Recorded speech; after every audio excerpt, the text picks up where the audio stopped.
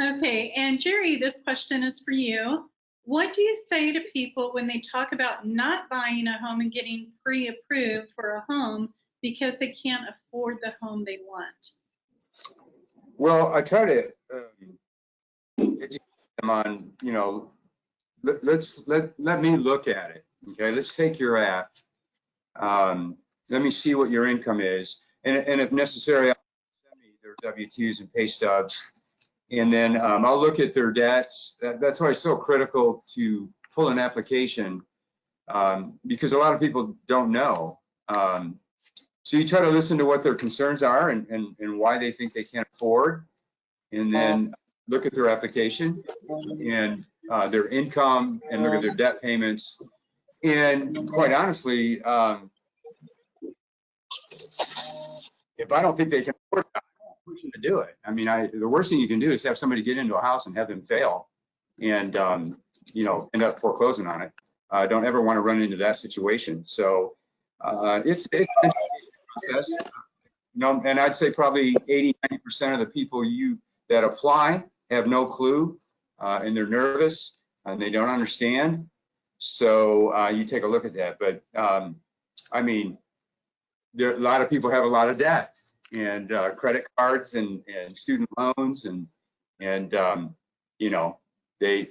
sometimes they need to regroup and pay off their credit cards and wait 6 months and come back at a different time. So it's just unique. You just you try to hold their hand, you try to educate them, get them to relax and understand the numbers, and break it down as simple as you can for them.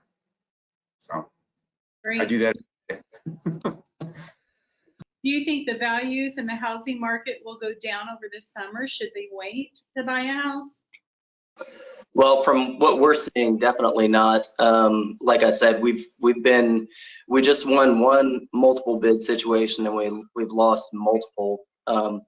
Typically, we don't have a crystal ball, so we can't, speak to really what's going to happen in the future. But I think we can show people statistically in the market today, especially whenever they're out shopping for homes, they'll see the homes disappearing from the market. I think we can show people statistically that it's not looking like the housing market's going down. In fact, I've been reading a lot about the market, and we're in a far different situation from the 2008-2009 crash. A lot of people have a lot less debt, more equity in their homes. The job situation seems to be a temporary one where a lot of employers are keeping in touch with their employees to kind of ramp up rapidly once the COVID situation goes away. So what I particularly anticipate is the market trending the same way that it was trending before, personally.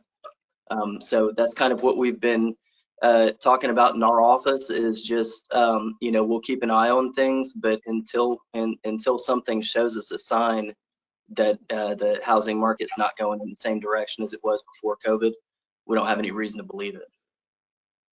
And this next question is for Tim. What do you do in getting to know your client's needs about a home they're looking for? So, as a realtor, of course, you're going to have questions for the customer about what kind of house that they're looking for. But what I really try to drill down on is their why. Why are you looking to move? What's changed for you? A lot of times as a buyer, it'll come down to an expansion of family. Are they expecting a baby? Is there something else going on there? Trying to get down to what is driving them to make a decision now. And so it'll help me to better handle their needs. Yeah. And Miguel, how are you handling the prep work and staging homes during the time of COVID-19? Just about the same. It's not having too much effect on that portion. Yeah, I mean it's pretty much the same. And Jerry, as a lender, what do you say to people wanting to buy a home that are putting it off due to COVID-19? Say they're interested, they call you and they're asking you, and they're asking for me. This is for me. That's an interesting question. Not that one yet. But I mean, Joe and Stephanie and Tim, I've worked with a lot. I would probably point them in their direction because I think that they're more the expert on that than I am. And I would assure them that, it's safe, obviously, and they're very professional and very good at what they do. And that, time is of the essence. Rates are great right now. The sooner we can lock you in, the better. I would encourage them to move forward and at least contact them and let them address their concerns and assure them that everything would be fine. Okay, and Stephanie, what is your communication level throughout the home sales process? How often do you stay in touch? Oh, almost daily, especially with first-time home buyers. They don't fully understand the process. So, like Jerry was saying earlier, you basically hold their hand through the entire process. We communicate directly with Jerry almost daily as well, especially when we have deals going on. But yeah, I mean, it's pretty much a daily thing. We're more than just a realtor, a real estate agent for these people. We're working very closely with them for at least a month. So we get to know their family, we get to know their personal, things going on in their life.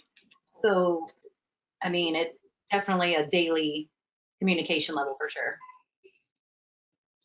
Josh, or Joseph, sorry about that. If you are the realtor the client chooses to work with, what's the first thing you do to get started with the process?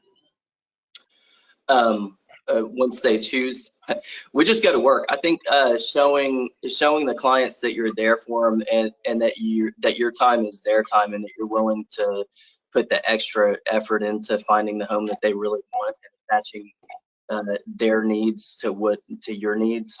I think just focusing on what they're looking for is probably the biggest thing. So we kind of take a deep dive. You're really not going to find what they're looking for until you go visit houses. So what we kind of do in our office is the first time we meet somebody, we plan to have a couple of hours to look at extra homes. So if they want to see one home at 2 p.m., then I tell people to leave a little buffer time in to see maybe 2 or 3 more homes. That way people get the feel that you're there for them, that you're there to find the home that they want, not just open the door for one home and sell them that home. Like we're there to get you where you want to go. So I think that's kind of the most important, is to translate that we're there for the clients. Jerry, how do you communicate with the home buyers? How often after you get them pre-qualified? Well, what we try to encourage them to do right away is to send in their documents, especially if they're self-employed. We want to see their tax return because often they confuse gross income versus net taxable income. But also people that employers will want to get their W-2s, will want to contact, will want to do a verification of employment and income. And I'll let Joe and Tim and Stephanie and soon to be Miguel know if we have issues or that we want to confirm income. So, we want to clarify and make sure there's no uncertainties. If the worst thing that I can do is let them know that, hey, somebody pretty much locked in, and when I say pre-approved, they're qualified, and then not be able to close the deal. That's the worst thing. So try to get them to send documents in, participate, educate them on what the concern, or if they have to pay off debt. It just depends on the situation. But to get them engaged immediately and get everything clarified and really solidify and know that you have a loan that we can close. So I get them active and engaged immediately. And I encourage everyone to push their clients as well to get me their documents because they're face to face with them. And they know now. I mean, we worked together long enough. They know the importance of getting me the information I need. So we're a pretty good team. Everybody knows it. They picked up really well, and they want to close too. So yeah, works really well.